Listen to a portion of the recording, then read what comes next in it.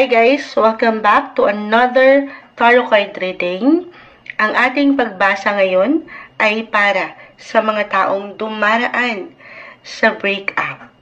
Iiwanan natin ito ng patanong na anong mensahe ang kailangan mong marinig ngayon. This is for the collectives. General message po tayo. Hindi lahat ay aayon sa ating sitwasyon. Okay?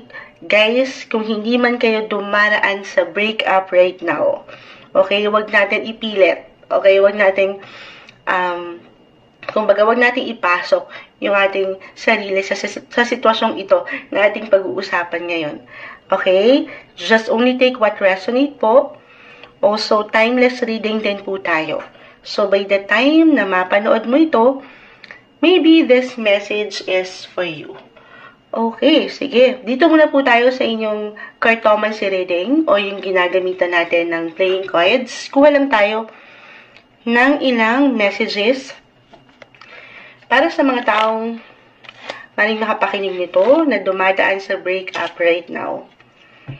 Anong maiwan natin para sa kanila? Message. Hello po, tayo ay live na live ngayon sa FB. Babalikan ko ang inyong mga komento maya-maya para sa mga taong dumaraan sa breakup right now.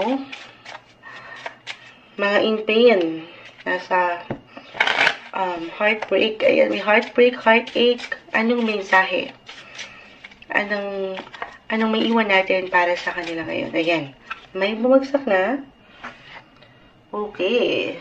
I know sa live hindi masyadong kita, no? Pero mapapanood nyo nito ulit, guys. Mag-spread lang tayo ng ilan. Okay. Position natin ito ng ganito.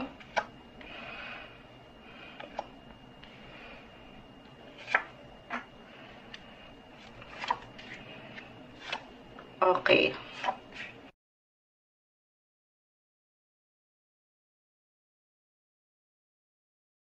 Uy. Sakto sa topic natin talaga. Yung ilang bumabagsak.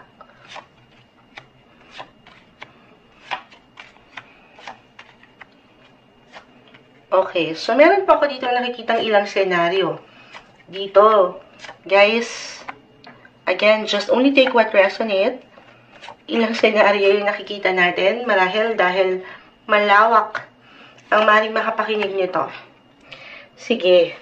Okay, ito na. Medyo nalungkot si Moonchild kasi nangingibabaw yung stress. Ito yung first scenario. Okay, na aking napupuna rito. Unang bumagsak.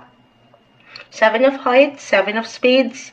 This is all about relationship or even marriage para sa isang nasa, mag-asawa na. Ito hindi kailangan ninyong uulitin ko, guys. Just only take what resonate po. Para to sa mga dumadaan sa breakup, okay? Huwag nating ipilit. Pero meron ditong, kumbaga nasawi na talaga. 7 of Spades, this represents loss, okay? Loss of a partner. Ito na nga, yung karelasyon mo na hindi naging maayos. Okay, 3 and 3. Meron kayong ilang disagreements, miscommunication, ilang bagay na hindi nyo napagkasunduan at nabalutan ng stress, okay? Or anything related with money, especially kung meron na talaga kayong priority sa family, I mean mag-asawa na kayo. Okay, napakalawak nito. Okay, ito yung first scenario po, meron nang lumayo. Or merong kailangan lumayo, merong kailangan mag-travel, halimbawa, merong kailangan talagang umalis, at dito, medyo magkakaroon kayo definitely nung gap, nung distansya. Pero kung ngayon pa lang, kahit pa physically, nakikita naman kayo may paraan, pero andito pa rin yung parang pagkahiwalay. Okay? Nung pagkakaiba. Parang, ayan, hindi na kayo nagkakasundo eh.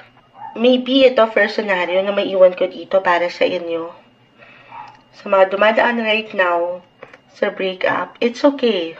Okay? It's okay kung hindi mo maipanalo itong relasyon na to ngayon. Parang ito po yung current energy, definitely pwede itong mabago pa.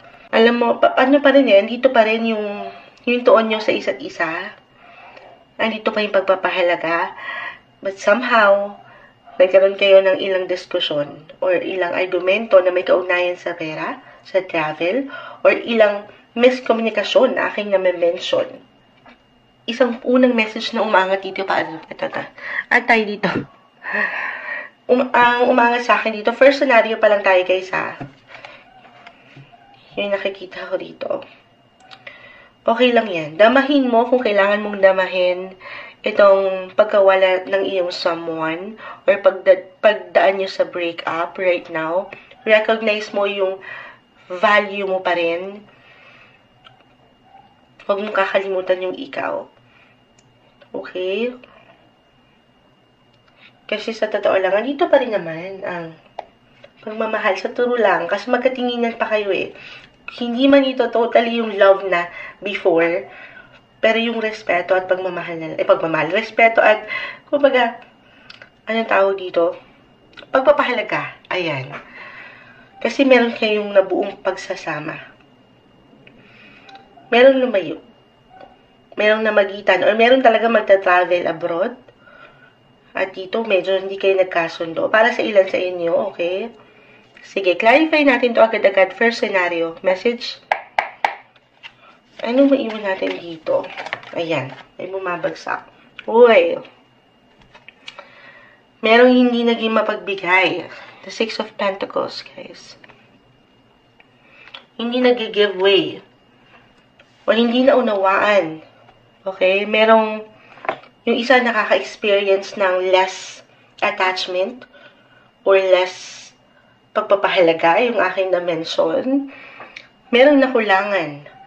Sa pera ba to? Or sa oras? Nakulangan sa komunikasyon? Ayan. Yun yung akin unang-unang message dito for first scenario. At pa tayo dito?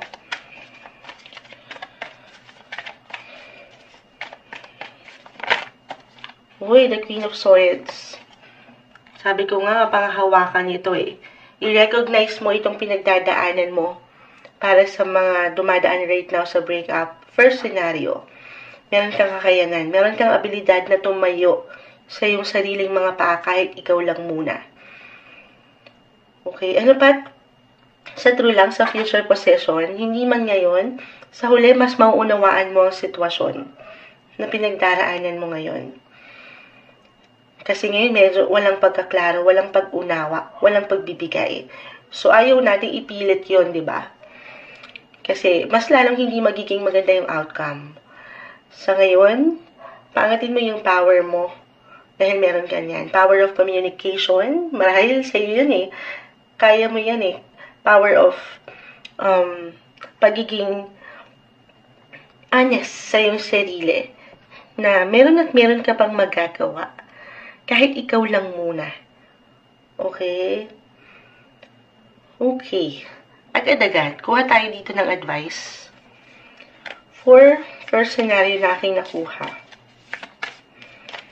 First, ayan na. May bumabagsak. Uy. Medyo mahaba English. Basahin natin to. Emotions are a natural and necessary part of life. But they can also distort your perception and cloud your vision. In order to see things clearly, you must let go of resentments. Ayan guys. Ayan, meron pang samaan ng loob dito. Dahil nga po tumataas, umaangat ang emosyon na very natural, normal natin kinakaharap ngayon. May, ayan clouded vision, sabi ko nga, walang pagkaklaro. Hindi kayo magkasabay. 7 and 7. 7 of spades, 7 of hearts, narito. Hindi nyo makita yung mas may kaliwanagan sa pagitan nyo right now. Kasi nga, pareho kayong maaring pareho kayong nababalutan ng emosyon na mataas. Na kapag nagsabay, ay syempre hindi magiging maganda. You must let go of resentments. Yung ilang sama dyan ng loob na hindi naman sabi ko nga damahin niyo yan eh. Unti-unti, ito ay isang proseso. Sa future position, maganda na. Okay, para sa ilan, I feel dito na merong pag-aayos.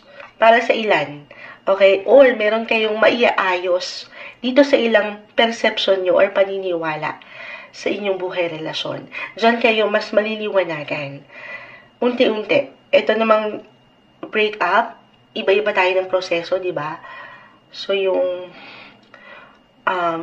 di ba, meron dyan mga 3-month rule, ganyan.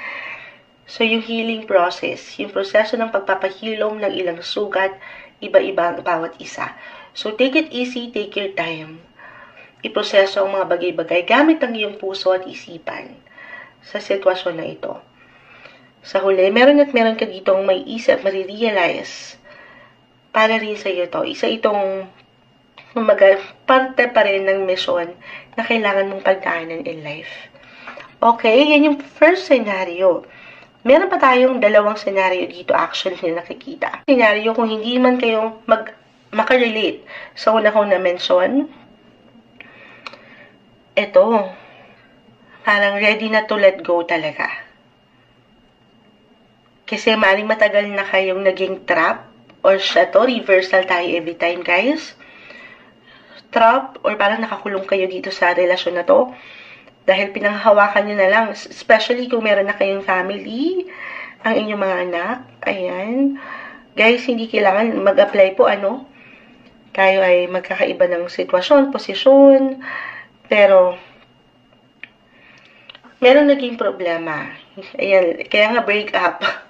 Nagkaroon na kayo hindi na ng pagkakasundo, may ilang pagbabago. Pero, once na hinarap nyo to, itong point of letting go na inyong pinagdadaanan right now, sa true lang, merong dahilan. Okay? Malapit na kayong matapos dun sa difficult times na ito, pagdating sa inyong relasyon. Kasi nga, makakalaya na kayo. Andito yung kalayaan, guys. Hindi na kayo magkatinginan sa isa't isa dito. Kung sa first scenario, parang merong struggle pa sa pag-let go, sa second scenario, parang ready na to move on.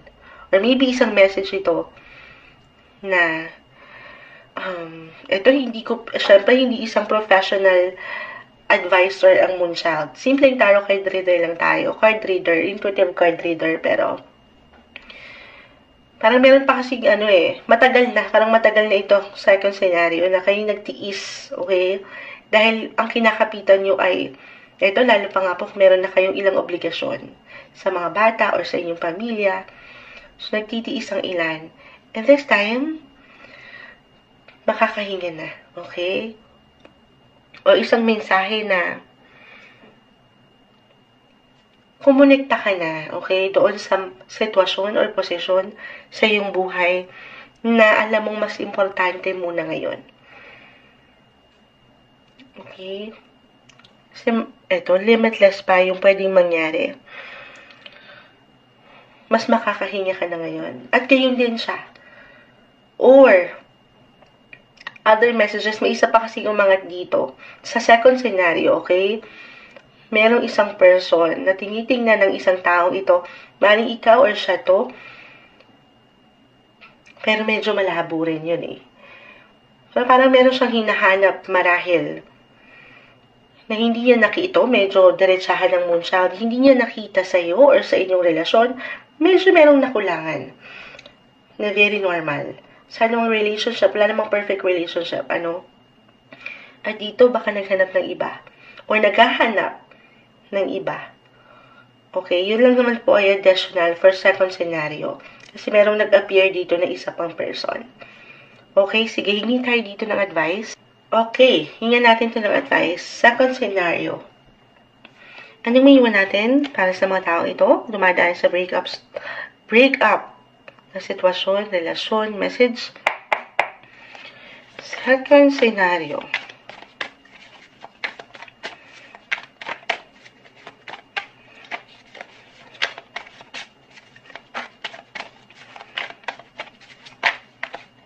Okay, medyo mailap.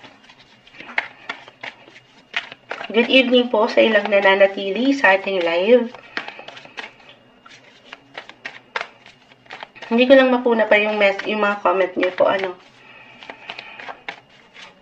Ayan, may tumalon na. The King of Pentacles. So, meron ditong, ayan nga, the Knight of Pentacles. King and Knight of Pentacles. Regardless sa, ano, no, sa gender or ano pa man, pero, pakita natin sa camera.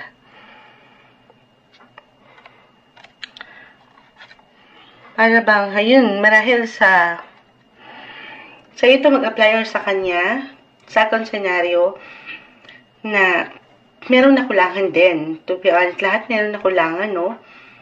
At nag-focus sa mga personal na kagustuhan or kung ano yung mas importante lang muna, kagaya nung aking naiwan dito. Ito hindi kailangan sa, ano no, may value agad. Pero kahit sa simpleng enerhiya, oras, nakulangan ng isa sa isa. At dito, natapos ang relasyon. At, kumbaga, naghanap ng ibang prioridad. Parang feeling na meron pakiramdam na kulang sa suporta rin. Okay. Suporta ba sa mga bata? Kung meron mag-apply yung meron ng anak? Pero meron naman. Ano, nagpo-push naman. Pero parang kulang pa rin. Or hindi nakikita yung halaga. Okay. Second scenario, lagi mo lang tatandaan na mahalaga ka. Okay? Kaya naman parang ano no, ang hirap makita nung value. Sa mga pagkakataong ito, yung tunay mong halaga. Okay. Sige. Add tayo dito ng message kung ano may iwan natin. Second scenario, pagdating sa mga dumadaan sa breakup. Right now, second scenario. Okay. Kunin natin yung pinaka-isa. So, yung pinaka-baba yan na. Ito na naman. Basahin natin. You may not always understand why certain things happen. However, there is always a higher purpose to the events in your life. Through turmoil, a blessing will soon be revealed. At ito, parang freedom, ano? Ibon. So, lahat ng pinagdadaanan talaga natin para sa inyo ay merong dahilan yan. At yan pa yung magdadala sa inyo. It could be a turning point. Okay? To the events in your life. Patungo pa sa inyong mga higher purpose. Mayroong blessing. Lalo pa kung kukonekta na kayo ngayon sa mga nais nyong magawa pa. Sa maaring, sabi ko nga may pagka-trap or na-stuck ang ilan sa relasyon na to, sitwasyon na to, at hindi kayo napahintulutan na gawin kung ano yung mga nais nyo. Mga personal things or goal nyo sa buhay. And this time, maaring mutual rin naman itong decision na ito for some. Lalo pa kung pareho naman kayo nagiging palaban. Why I'm getting a message na maaring nagiging, in a way, parang competitive yung relasyon na ito. It could be, yes, maaring on fire naman. Andun yung love, but at the same time, dalawa lang yun maaring nasusobrahan or nakukulangan. Okay, sa ilang bagay. Okay, yan yung may iwan natin para sa second scenario. Okay, let's move forward dito sa last scenario na aking nakikita. 4 na aces. Okay, napakagandang indikasyon. Ikaw lang yung narito. Para sa ilan ito, marahil na nakikinig ngayon na medyo matagal na rin, nahirap mag-move on, or napadaan kay Moonchild, napakinggan ito. Huwag na kayong mag-hold on, or mag-hold back. Kasi maaaring matagal na to. Ito yung ilang dahilan nyo, nasa posesyon ng ilang reason ninyo. Yung mga bit-bit nyo sa inyong mga puso, or kung meron man kayong ilang extra baggage, mula sa inyong mga ex, ayan, pwede rin. May ilang bagong simulain sa inyo, guys. Yun lang.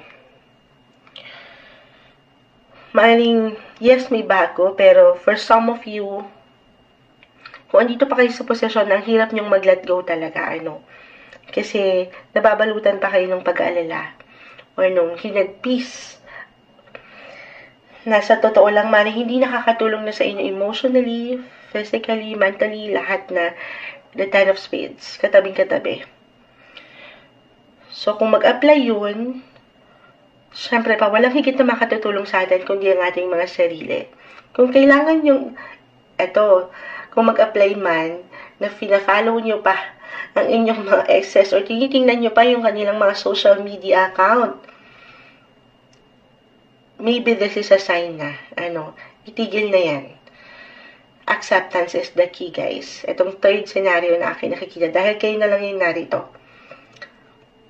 Yes, accepting that a relationship is over, napakahirap niyan, Pero, ito yung isang bagay na may bibigay mo sa iyong sarili, Kumbaga, ito yung magbubukas sa pinto ng ilan pang oportunidad na naghihintay para sa'yo. 4 aces narito. Kayo na lang ang hinihintay. May ilang bagong simulain. Pero parang hindi mabuksan-buksan itong ilang pinto ng oportunidad na ito. Dahil ang ilan, okay? Ang hirap pang tanggapin ng sitwasyon.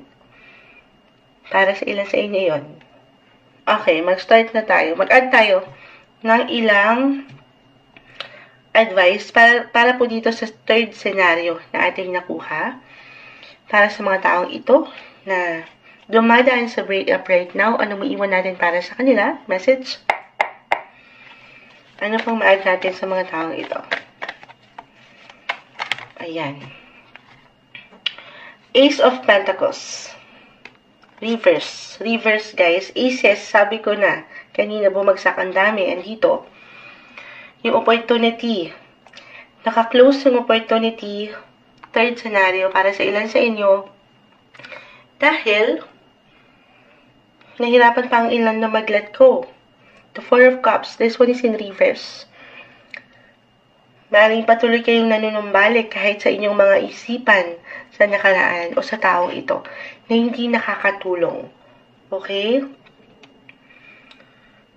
Ten of Pentacles. This is a great sign naman. Maybe isang sign na ito na tulungan nyo ang inyong sarili. You have the support. Okay? Maybe isang message to para sa ilan sa inyo. Kapitan mo yung support system na meron ka. Meron kang kayamanan. Kahit pa sa mga panahon na feeling mo, wala lang opportunity when it comes to love. Marami. Andyan ang pamilya, ang alaga mong pets, kung meron, ang ilang guardians, parents, ilang taong nagmamahal sa'yo. Kapitan mo sila. If ever dumating ka sa point na parang, andito ka, okay, maka-apply sa'yo yung sobrang lungkot. With the Ten of Spades, nakatabing-katabi mo. Hindi madali. Okay, sabi ko nga, physically, mentally, medyo drained na, pagod. Andito pa rin yung grief. Yung sobrang hinagpis. Ayun, sobrang nag-apply. Yung walang opportunity right now. Dahil nga, maaaring hindi pa rin kayo handa. Na hindi naman masama. Ulitin natin, na iba-iba tayo ng healing process. Pero kung andito kayo, kasi lumitaw na yung ang daming bago Pero parang kayo na lang hinihintay ng mga pagbabagong ito na pwedeng pumasok sa inyong buhay kung magiging handa lamang kayo. Kung magiging bukas lamang kayo, walang imposible. Natuluyan na kayong makapag-move on. So you can totally move forward pagdating sa love. Sige, at tayo dito, third scenario, anong maiwan natin para sa kanila? Advice? Ayan. Ito na. Surrender. Sakto. Basahin natin dito. At times, we must surrender to the old before something new can enter our lives. Let go, and all will work out. Okay. Surrender. At times, we must surrender the old before something new can enter our lives. Let go, and all will work out. The art of letting go para sa inyo. pagsuko. Sobrang nag-apply. Lalo pa nga po kung andito pa yung pagkahigpit nyo doon sa sitwasyon, sa relasyong ito. Na hindi madali, unti-unti. Pero kung parang ang hirap talaga, maybe isang indikasyon na isentro nyo. Okay? Isentro nyo ang inyong mga faith. Kapitan nyo yan. Surrender to the divine. Lalo pa yung mga bagay na wala na tayong control pa. Pray lang tayo. Okay? Kuha tayo ng final words, advice na maiwan natin para sa mga taong dumadaan sa breakup ngayon. Okay. Freedom! Ayan. Kita-kita sa camera, lumipad. Nagulat si Mo. Freedom. Surrender. Deserve ang freedom. Yung meron na kayong kalayaan. Kalayaan gawin ang nais niyo pa dahil malawak ang buhay, hindi natitigil sa isang punto na hindi maganda ang inyong life. Okay? Napaka-limitless pa. Marami pang ganap. Maraming bagong simulain. Minsan, kailangan lang din natin maging handa at maging bukas. Ayun. Sumasangayon na po ang ilang doggies. Ayun. Freedom. Deserve ang freedom right now. Para sa inyo, kalayaan. Ang pinakamagandang bagay na maibibigay nyo sa inyong mga sarili.